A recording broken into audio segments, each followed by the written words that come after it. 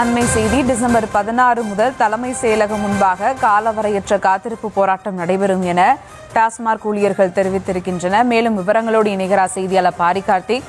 வணக்கம் பாரி கார்த்திக், இந்த போராட்டம் குறித்தான முழு விவரங்கள். வணக்கம். டாஸ்மாக் அதாவது பணி நிரந்தரம், காலமுறை ஊதியம் உள்ளிட்ட பல்வேறு கோரிக்கைகளை வலியுறுத்தி டாஸ்மாக் பணியாளர்கள் வருகின்ற டிசம்பர் 16ஆம் தேதி தலைமைச் செயலகம் முன்பு ஆர்ப்பாட்டம் செய்ய இருப்பதாக அறிவித்திருக்கிறார்கள்.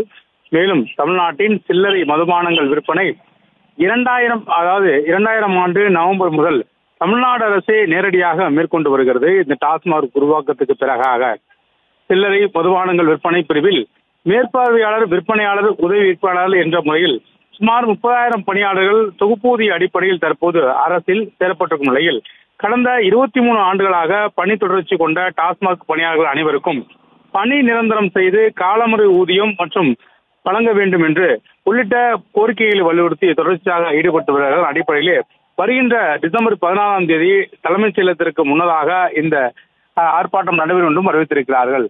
அரசனுடைய வருவாயில் 1/3 பங்கு டாஸ்மாக் வருவாய் ஈட்டித் தரும் எங்களுக்கு பணி நிரந்தரம் உள்ளிட்ட கோரிக்கையை நாங்கள் தொடர்ச்சியாக வலியுறுத்தி வருகிறோம். ஆனால் அரசு தற்போது வரை செவிசாய்க்கவில்லை.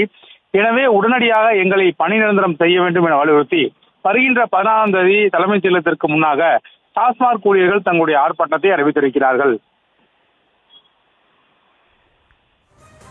விவரங்களுக்கு நன்றி பாரி கார்த்திக்.